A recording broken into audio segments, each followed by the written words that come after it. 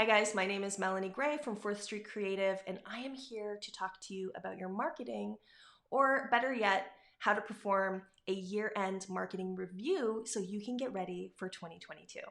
So why do we want to do this? We want to do this because, number one, not a lot of people do.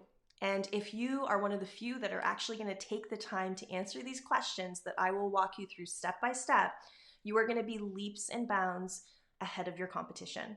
If we don't take the time to analyze all of these things that happened in our business this year, then we're not setting ourselves up for success for next year.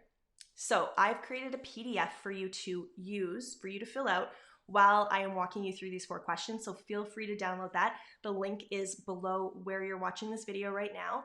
And let's dive in. Number 1, what worked?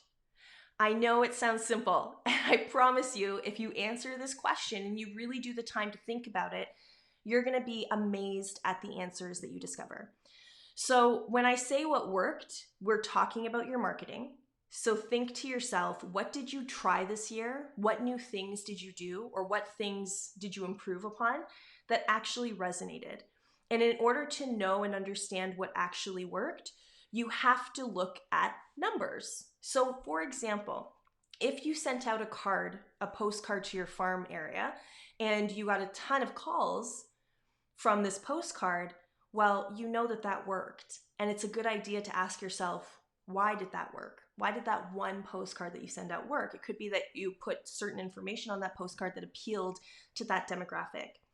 So it's important to jot down not only what worked, so postcard campaign, check, it worked, but also to dive a little deeper and ask yourself which part of your postcard campaign performed and what did the numbers look like.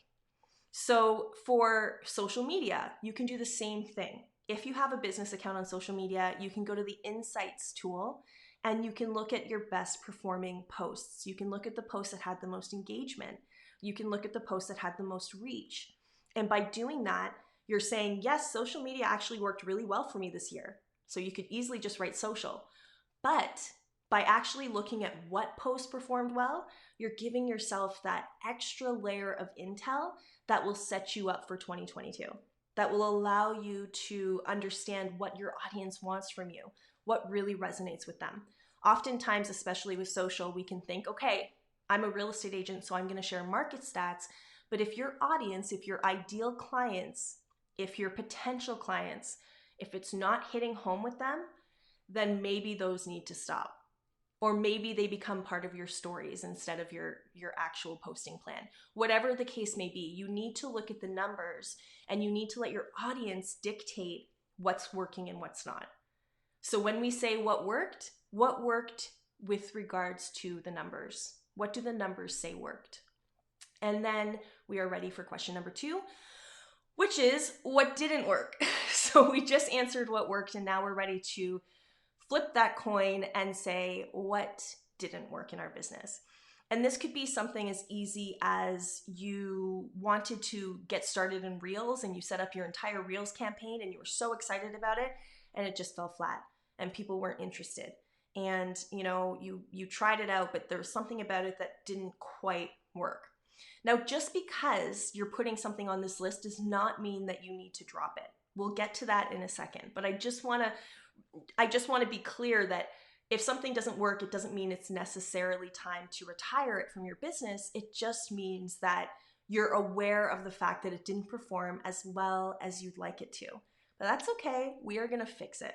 So on this list, you could write things like types of campaigns that you did that didn't work, marketing material that didn't work, branding that didn't work, anything that comes to mind where you're just like, that didn't perform as well as I thought it would. Didn't work the way that I was hoping that it would. Jot that down on the list.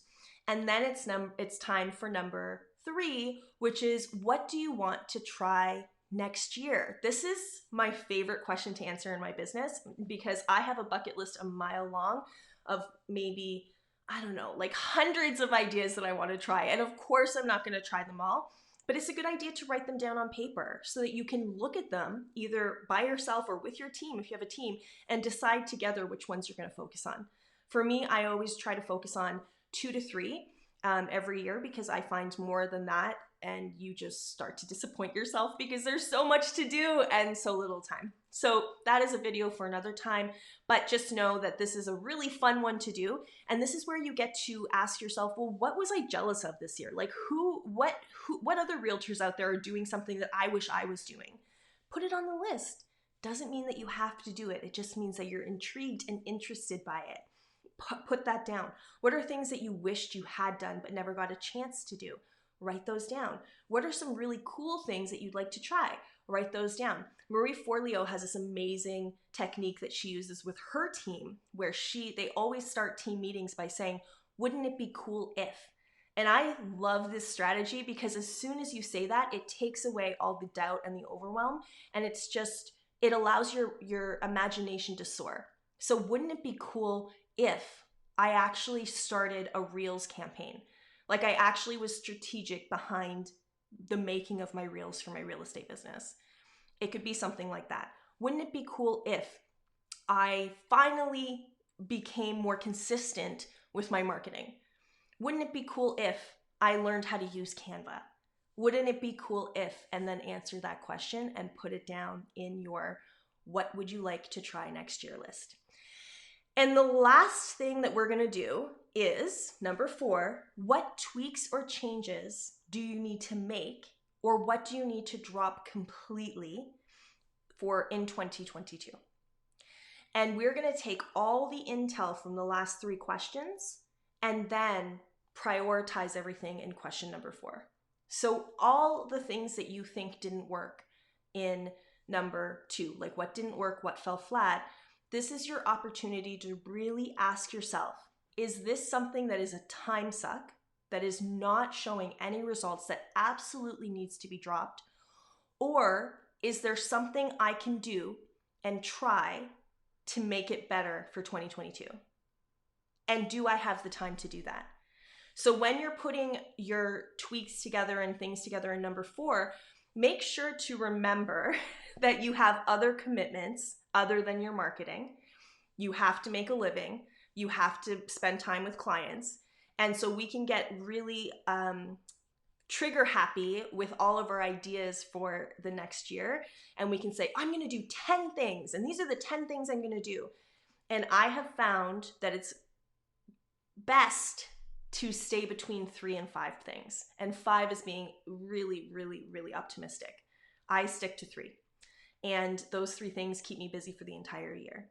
So you have to ask yourself, what's realistic here? If your social media strategy wasn't up to snuff and you weren't seeing the results from it, does that mean that you have to let it go?